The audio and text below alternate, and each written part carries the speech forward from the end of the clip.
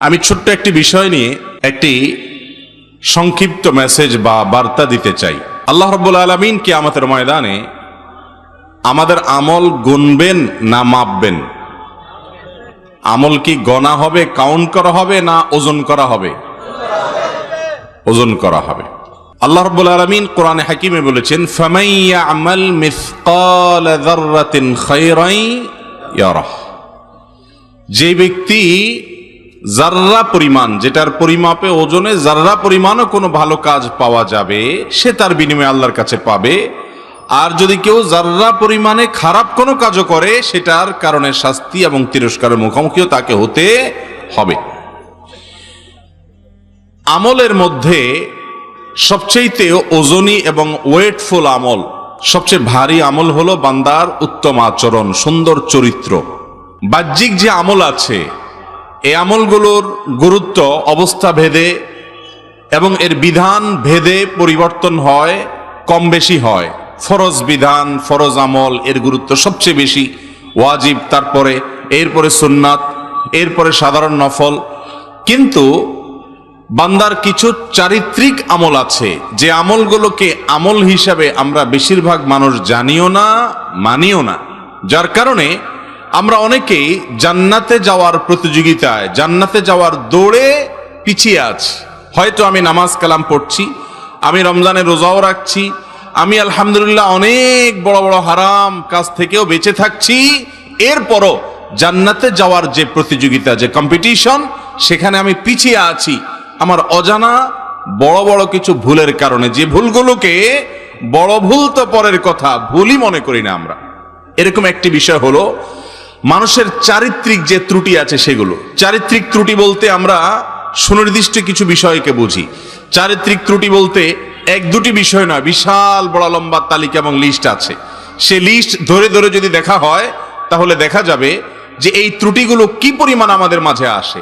আমাদের বাহির সুন্দর, মুখে দাঁড়িয়ে আছে, মাথায় টুপি আছে, গায়ে জুব্বা আছে, আমরা অনেক ভালো কাজ করছি আলহামদুলিল্লাহ, কিন্তু এর পাশাপাশি যদি আমার ভেতরটাকে আমি সংশোধন না করি, আমার মনটাকে আমি পরিশুদ্ধ না করি, তো আল্লাহর কাছে কিয়ামতের ময়দানে এই আমল খুব একটা কাজে নাও দিতে পারে। একটি আয়াত আপনারা এর আগে শুনেছেন, আল্লাহ রাব্বুল আলামিন বলেছেন, ইয়াউমা লা ইয়ানফাউ মালুন ওয়ালা বানুন।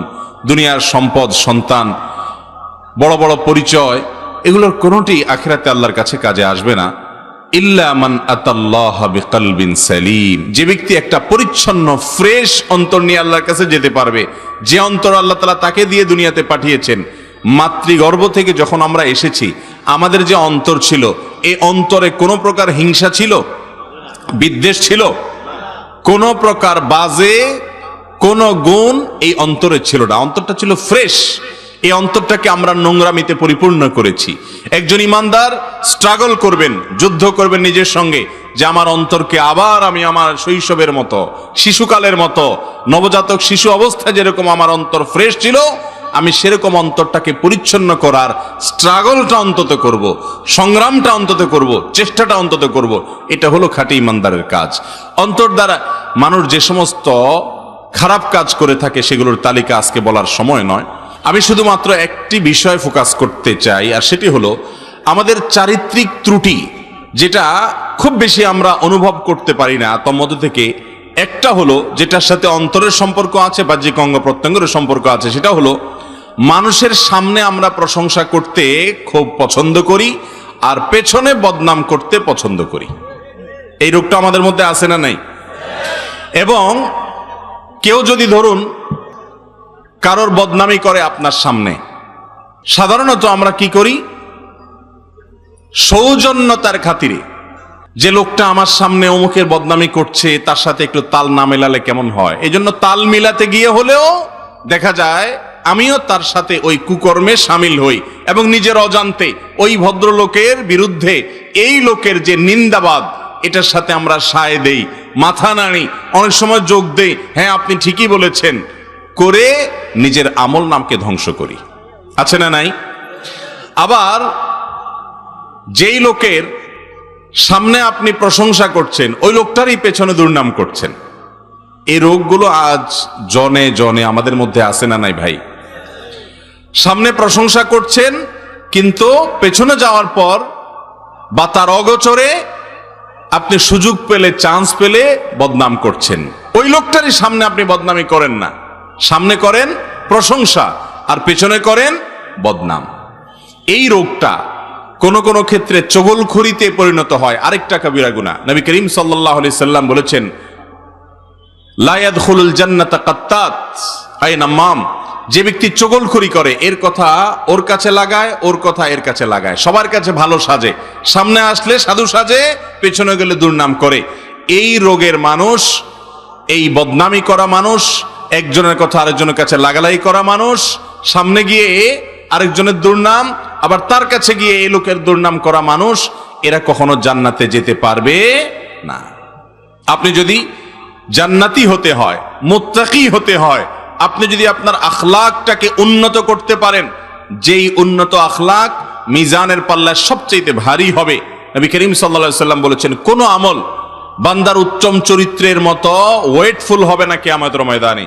আর এই উত্তম চরিত্রের মধ্যে একটা চরিত্র হলো, কারোর পেছনে দুর্নাম করব না। মানুষের পেছনে দুর্নাম করাটা কাপুরুষতা, এটা হলো এক ধরনের মুনাফিকের চরিত্র, 2 নম্বর মানুষের চরিত্র, অসৎ মানুষের কাজ, যে তার সামনে আসলে আপনি তার সাথে তাল মেলান, ভালো সাজেন, অথচ ওই লোকটারই পেছনে গিয়ে দুর্নামি করেন।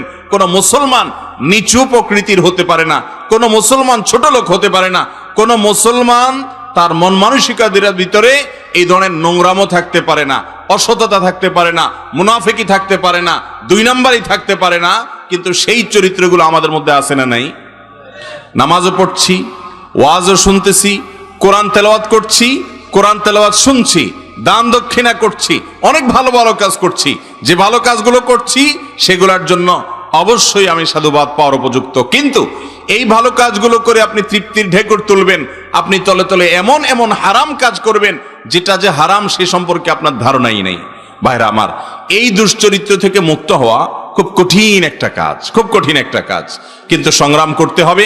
বিশেষ করে আসন্ন রমজানকে সামনে রেখে, যে আমরা কখনো কোনো মানুষের পেছনে তার দুর্নাম করব না। কারোর পেছনে যদি তার খারাপ গুণের কথা বলা হয়, কথাটা যদি সত্য হয়, তার নাম গীবত। তার নাম কি? এই গীবত এখন আমাদের কাছে ঘি ভাত হয়ে গেছে, খুব মজা লাগে। আরেকজনের দুর্নাম করতে খুব টেস্ট লাগে, তাই না? পুরা ঘি ভাতের মতো টেস্ট হয়ে গেছে। শয়তান আমাদের কাছে এটা সুস্বাদু করে দিয়েছে। ভাইরা আমার, আপনার সামনে কেউ যদি অন্য কারো দুর্নাম করেও, আপনি সেখান থেকে সরে যাবেন, পারলে তাকে থামিয়ে দিবেন, না হলে নিজে সরে যাবেন, কিন্তু কোনো অবস্থাতে তার সাথে তাল মেলাতে যাবেন। অনেক সামাজিকতা আপনাকে জাহান্নামে নিয়ে যাবে। কোনো মন্দ কাজে কোনো প্রকার সামাজিকতা রক্ষা করা যাবে না। অতএব ভাইরা আমার, এই একটা চারিত্রিক সংশোধনী, এই একটা ক্যারেক্টারের কারেকশন যদি আপনি আনতে পারেন, আপনি জান্নাতের পথে অনেক দূর চলে যাবেন ইনশাআল্লাহ। আমি নিজেও এটার জন্য নিজের সঙ্গে নিজে যুদ্ধ করি, স্ট্রাগল করি। আপনাদের জন্য দোয়া করি, আমার জন্য দোয়া করবেন। আল্লাহ তাআলা আমাদের সবাইকে আমাদের চারিত্রিক এই ভয়াবহ অপরাধ, কবিরা গুনাহ, মানুষের সামনে তার প্রশংসা করা আর পেছনে তার বদনাম করা, এই বদঅভ্যাস থেকে আল্লাহ তাআলা আমাদেরকে বেঁচে থাকার তৌফিক দান করুন।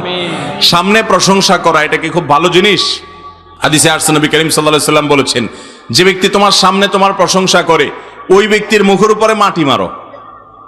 কারণ সামনে প্রশংসা করলে ওই ব্যক্তির মনের ভিতরে অহংকার আসবে, ঠিক না? সে নিজেকে কিছু একটা মনে করবে এবং তার ভিতরে অহংকার আসবে। অতএব সামনে প্রশংসা করে তার ক্ষতি করা হলো।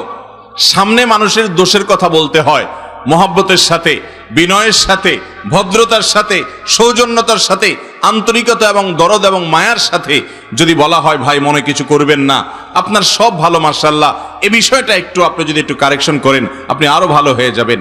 কৌশলে, হিকমার সঙ্গে, প্রজ্ঞার সঙ্গে, কোরআন এবং হাদিসের আলোকে আপনি সামনে দোষের কথা বলবেন আর পেছনে ওই লোকটারই অগোচরে অন্যদের কাছে তার প্রশংসা করবেন।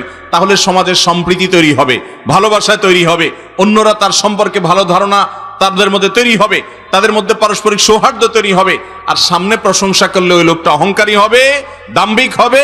পেছনে যদি তার বদনামি করেন, তাহলে তার সম্পর্কে সমাজের মানুষের ধারণা নষ্ট হবে এবং সমাজ ধ্বংসের দিকে যাবে।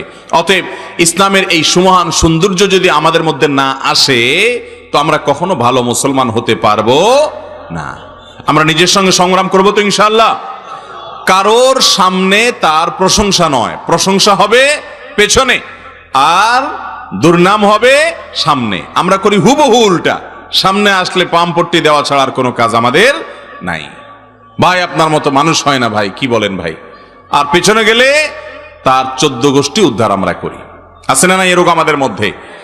এই রোগটা কোনো ছোটখাটো রোগ না ভাই, ক্যান্সারের মতো রোগ, ঈমান নষ্ট হওয়া, তাকওয়া নষ্ট হওয়ার মতো একটা রোগ, বান্দার হক সংশ্লিষ্ট একটা রোগ। কত হাজার মানুষের বদনামি করছেন, এই সমস্ত মানুষ আপনার বিরুদ্ধে কিয়ামতের ময়দানে বাদী হয়ে দাঁড়াবে, হাজার হাজার মামলার আসামি হয়ে যাচ্ছেন।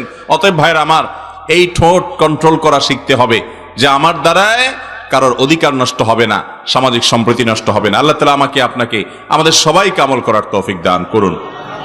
গোটা সমাজ আজ তেলবাজে ভরে গেছে ভাই, সামনে শুধু কিভাবে তেল দিবে, কিভাবে পাম্পট্টি দিবে, এই করা লোক সমস্ত জায়গায়, সব ক্ষেত্রে, অফিসে, আদালতে, রাস্তায় ঘাটে, ব্যক্তিগতভাবে, পারিবারিকভাবে, বিভিন্নভাবে দেখবেন যে মানুষ এই অপরাধের চর্চা করে। আছে না না এই রোগটা আমাদের মধ্যে?